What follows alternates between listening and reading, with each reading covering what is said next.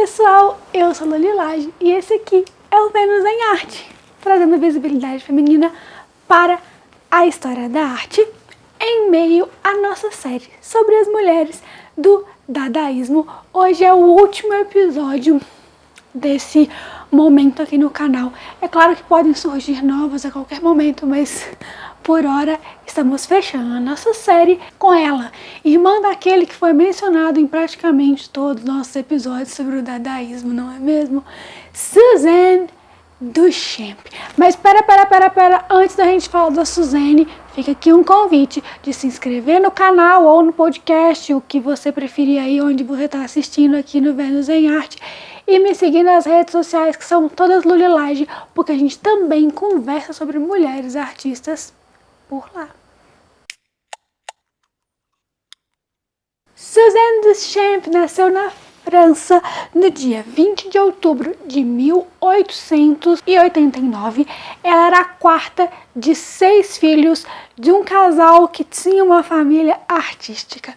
Começando pelo vô materno dela, que já era artista, os seus 3 irmãos mais velhos também, cada um ali com seu tipozinho de arte plástica. Jacques Villon, Raymond Duchamp Villon e Marcel Duchamp, que era quem tinha a idade mais próxima dela, então eles eram bastante amigos assim. A Suzanne começou a estudar arte aos 16 anos. Até então, ali na França mesmo, ela tinha influências mais impressionistas, né? Um movimento que começou essa parada toda aqui dos movimentos de vanguarda, de quebrar com o passado e seguir a arte rumo ao futuro. E também cubistas. O cubismo, inclusive, vai estar presente bastante aqui nas obras dela para todo sempre. E aí, nessa época, ela até era amiga de um grupo de artistas ali na região que ela morava. Ela casou bem nova, aos 21 anos, mas esse casamento acabou rapidinho, nem precisa constar aqui, já vamos passar pra frente. E logo em seguida, ela foi para Paris, porque começou a Primeira Guerra Mundial e ela foi atuar como enfermeira na guerra. O primeiro marido dela era farmacêutico. E aí tá, ela estava lá em Paris, morando com o Duchamp. O Duchamp foi para Nova York para fugir da convocação da guerra, tava todo mundo tentando fugir ali. E um belo dia, limpando o apartamento do irmão dela, ela achou um dos ready-mades dele. O que eram os ready-mades, Luli? Já foi falado nos nossos episódios sobre o Dada aqui, mas eu repito para vocês. Eram esses objetos que o Duchamp transformava em arte, simplesmente mudando o contexto. Por exemplo, a fonte, que era um urinal, ele colocou no museu, pronto, arte. Isso que eram os ready-mades, vem de already made, ou seja, já tá pronto. Ela descobriu os ready-mades dele e ele começou a confiar mais nela para que ela pudesse começar a ajudar ele em pequenas coisas e tudo mais. Então foi aí, de repente, aleatoriamente, que ela estava mergulhada no movimento Dada também. Ela representava muito objetos mecânicos e tecnológicos na obra dela, tentando dar uma aparência meio humana, talvez, neles. É uma linguagem que foi conhecida como mecanomórfia. Esses objetos mecânicos se comportando um pouco como humanos, com seus sentimentos e etc. E foi aí que o Duchamp ficou amigos lá em Nova York de um artista também francês que também estava fugindo da guerra, chamado Jean Crotti. E Suzanne e Crotti se conheceram, rolou um lance, um romance ali, e de repente eles estavam lá produzindo também, meio que juntos, se influenciando, ele a ela e ela a ele também. Inclusive, foi nessa época que a Suzanne teve um grande pontapé de produção. Ela produziu pra caramba. Várias das suas obras mais importantes estão nesse período, entre 16 e 21. Por aí, ela fazia muitas críticas à sociedade nas suas obras, que é uma característica do dadaísmo, mas, ao mesmo tempo, ela fazia uma coisa que o próprio próprio momento ali de vanguarda criticava, que era ser inspirada pela pessoa com quem ela estava envolvida romanticamente. É um problema? Não é um problema. A inspiração vem de onde tiver que vir, gente. É isso aí. Mesmo porque em 1919, quando acabou a Primeira Guerra Mundial, ela e o Crotty se casaram. Então, dois artistas casados com um estilo bem parecido, ali no mesmo meio, com os mesmos ideais, é lógico que eles iam se influenciar. Eles exibiram em salões independentes de Paris. Eles não eram tão grupinho assim, tão da galera, mas eles estavam junto com o pessoal do Dada, tanto lá em Nova York, quando o Crotty estava lá, quanto indo para Paris também. Eles também assinaram um manifesto do Tristan Tzara, porque o fascismo estava se estralando pela Europa e tinha um artista futurista que era ultra fascista, e aí o Tzara fez esse manifesto dos dadaístas contra essa ascensão do fascismo, que era uma das críticas deles. E talvez por essa influência do cubismo que ela teve lá atrás, o construtivismo geométrico também estava começando a ganhar uma certa voz, e as obras dela foram ficando cada vez mais geométricas e abstratas também a partir desse momento ali, a partir de 21.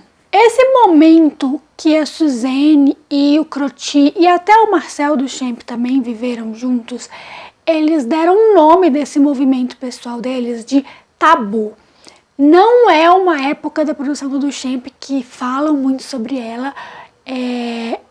Os Ready-Made são muito mais conhecidos, mas eles tiveram uma exposição do tabu no mesmo lugar onde tinham exposições do Dada.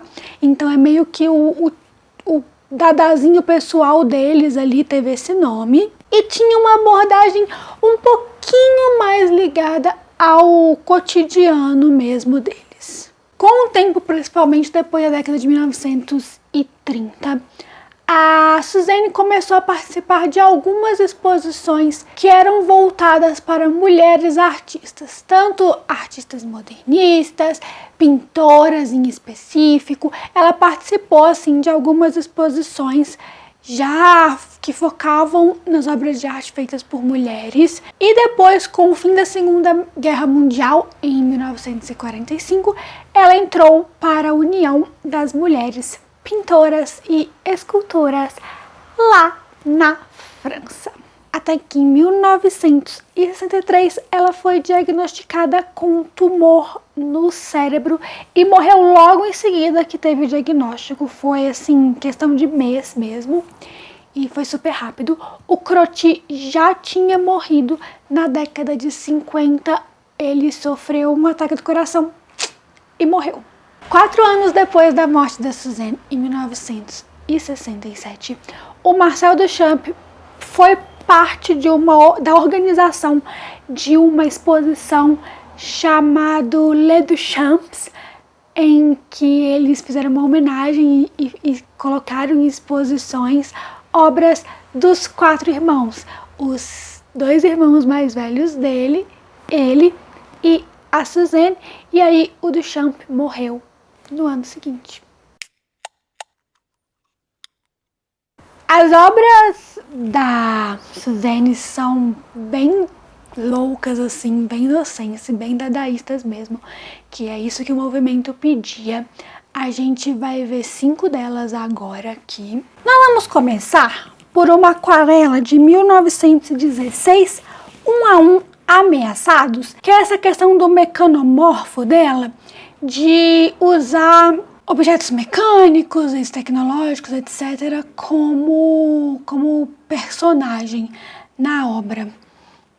Essa obra, inclusive, tem uma assinaturinha da Suzanne lá embaixo, bem apagadinha, mas é uma aquarelinha, então são elementos bem pontuais sobre um papel mais amareladinho assim, um guindastezinho talvez, com uma garra daquelas que partes de construção civil, tem uma roldaninha com vários pontos de sustentação, as cores são bem de leve, e aí parece que tem uma construção assim do lado, uma lua crescente de cabeça para baixo, assim. É uma obra bem simplesinha, mas que retrata muito esse estilo que ela começou, o início dessa carreira dela. Multiplicação Quebrada e Restaurada, de 1918, é óleo e papel prata sobre tela.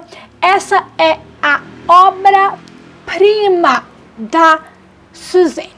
Ela é uma paisagem, por incrível que pareça.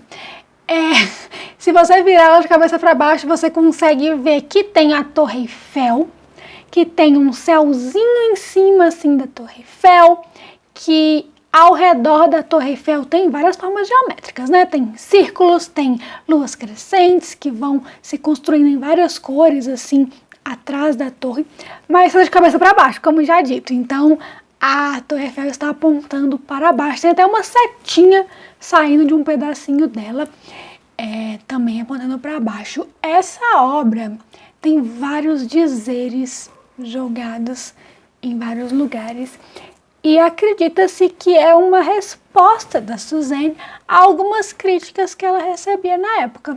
Então, menina, ótima, né?